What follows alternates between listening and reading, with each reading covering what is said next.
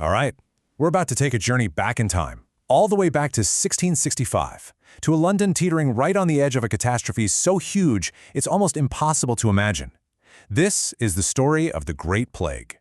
So picture this, it's winter, 1664.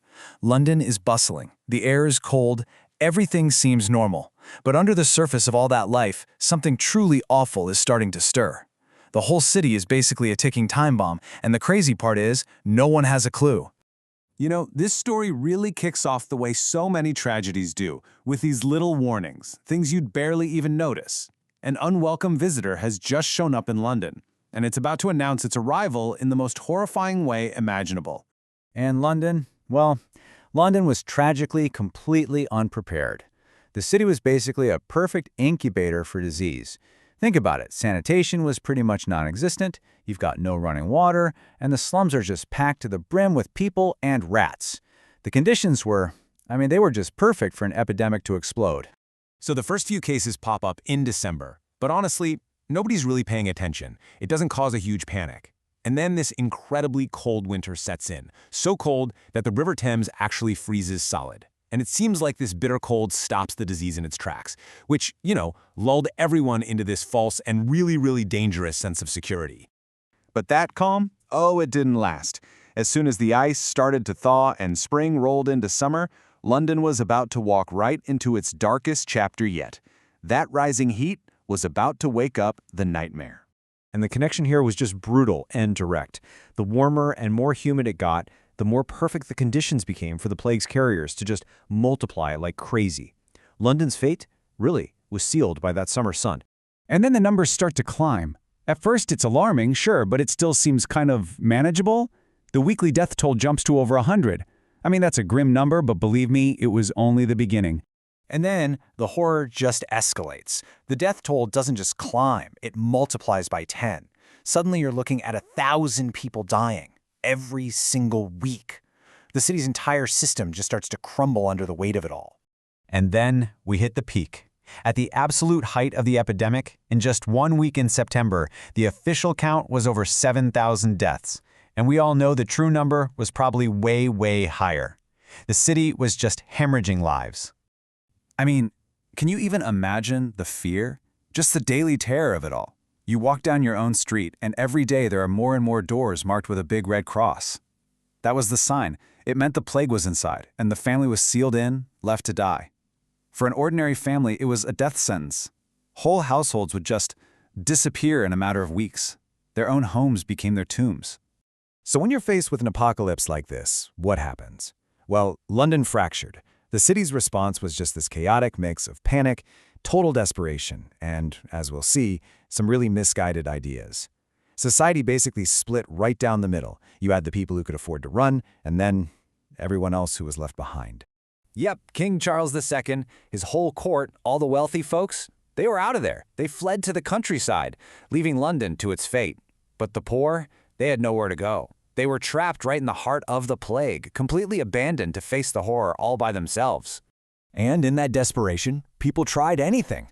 They were burning these huge fires constantly, day and night, thinking it would purify the air. People walked around clutching spices, hoping to ward off what they called the bad air. And then, this is the most tragic part. They started a mass slaughter of cats and dogs because they wrongly thought they were the culprits.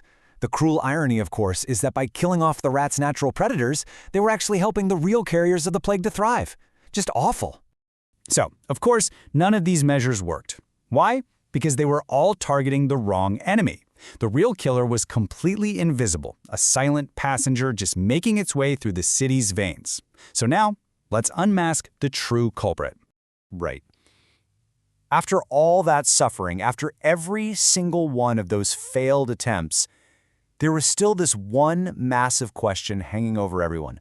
What or who was really responsible for all this? Well, the killer did have a name, Yersinia pestis, a tiny little bacterium. It wasn't spread by bad air at all. It was transmitted by infected fleas that were living on the city's huge population of black rats. So the next question is, how did it even get to London? Well, this timeline pretty much traces its likely journey. You see, the plague had been hitting Amsterdam hard since 1654, And the best guess is that the bacteria hitched a ride to London on Dutch trading ships, probably hidden away in bales of cotton. And sure enough, the very first suspicious deaths happened exactly where you'd expect them to, right down at the docks back in late 1664. Okay, so as that terrible year finally started to wrap up, a bit of a reprieve came. The city could breathe again. But here's the thing. For London, just surviving the plague wasn't the end of the story, not by a long shot. There was a whole new trial waiting just around the corner. It's interesting, right? Just like the summer heat unleashed the plague, the return of the cold winter finally brought it to a halt. By November, the number of new cases was dropping and dropping fast. You can just imagine this collective, grief-stricken sigh of relief echoing through what was left of the city. And here's something that's really wild to think about. A proven way to stop this kind of thing already existed. For centuries, the city of Venice had this practice called quarantena. They would isolate any suspicious ships for 40 days. It was a simple, effective measure, a measure that probably could have saved London. So the plague was finally over. The city had somehow managed to endure one of the worst disasters in its long history. But fate had one more cruel twist waiting for the survivors. The tragedy wasn't quite finished.